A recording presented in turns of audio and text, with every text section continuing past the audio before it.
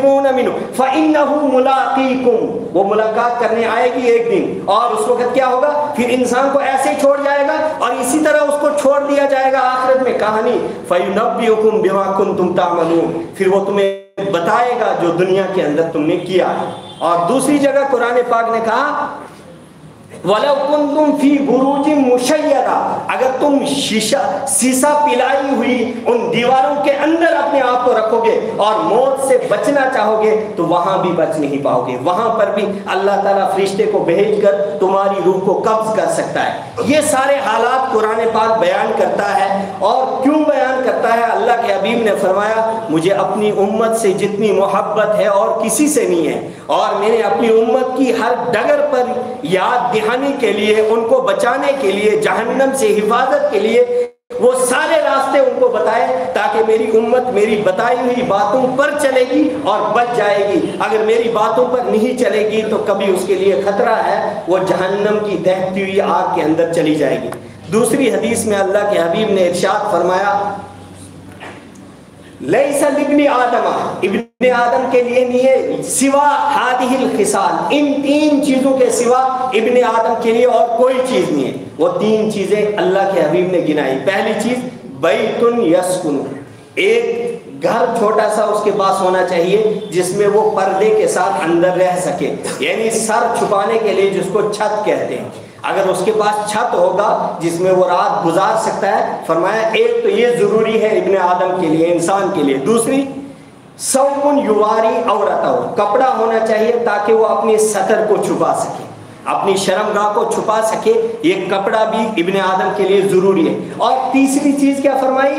وَجِلْدُ الْخُبْزِ وَالْمَاءِ، ایک تو ہونی چاہیے سوکھی روٹی اس کے پاس، اور سوکھی روٹی کے ساتھ اس کے پاس پانی ہونا چاہیے، جس کو ہم سالن کہہ سکتے ہیں۔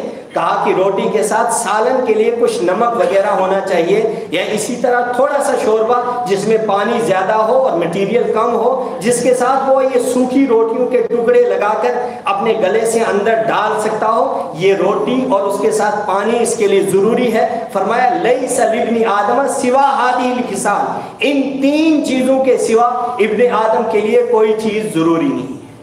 پھر جائیداد کا ہونا، پراپرٹی کا ہونا، اپنے بچوں کی فکر یہاں کرنا، پتہ نہیں کل کہاں ہوں گے، پھر پوتوں کی فکر کرنا، پھر 10 سال بعد کی فکر کرنا، پھر 100 سال تک کی امیدیں رکھنا، پھر اس طرح انسان اپنا نیچر اور اپنا مائنڈ سیٹ بنائے کہ مستقبل میں مجھے کیا کیا کام کرنے ہیں۔ اللہ کے حبیب نے فرمایا لیس لابن آدم، یہ ابن آدم کے لیے یہ سب کچھ نہیں تھا، اس لیے کہ یہ دنیا نام ہے فنا کا، کل من علیہا فان، یہ دنیا کے اوپر سب کچھ ہے، عزت ہے، کسی کو بادشاہت ہے، کسی کو ذلت ملی ہے، کسی کو کوئی سڑک پر زندگی گزار رہا ہے، کوئی بڑے بڑے محلات کے اندر زندگی گزار رہا ہے۔ فرمایا کل من علیہا فان، ایک دن جس وقت میرے پکڑ آ جائے گی یہ سب کچھ فنا ہو جائے گا۔ وَيَبْقَى وَجْهُ رَبِّكَ ذُو الْجَلَالِ وَالْإِكْرَامِ، ایک ہی رب کی ذات باقی رہے گی، اور اس کے بعد سب کچھ فنا ہوگا۔ آخر میں ملک الموت کو اللہ تعالیٰ رکھیں گے اور اس سے کہا جائے گا جس وقت ملک الموت آخر میں بچ جائے گا، اب کس کی جان نکالے گا؟ ساری دنیا ختم، ایک ملک الموت بچ گیا جس کو اسرائیل علیہ السلام کہہ کر ہم نام سے ہی ڈر جاتے ہیں۔ فرمایا جس وقت آخر میں وہ رہے گا، اللہ تعالیٰ اس سے کہیں گے یا ملک الموت، اے موت کے فرشتے، مت الآن، تیری موت کا وقت بھی آ گیا۔ اب آخر میں ان کا انتقال بھی ہو جائے گا۔ اس کے بعد اعلان ہوگا، کیا اعلان ہوگا؟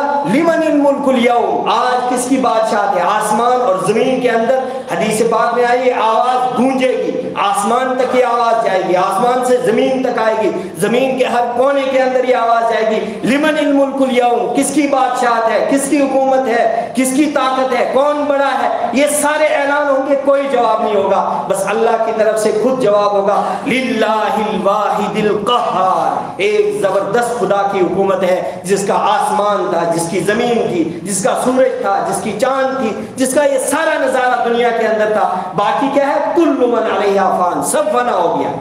یہ دنیا کا نظارہ ہے، یہ دنیا ہے، اس چیز کا نام دنیا ہے، لیکن ہم کیا کر رہے ہیں؟ آخرت کی کتنی فکر ہے ہمیں، یہ آپ کو بھی پتا ہے، مجھے بھی پتا ہے۔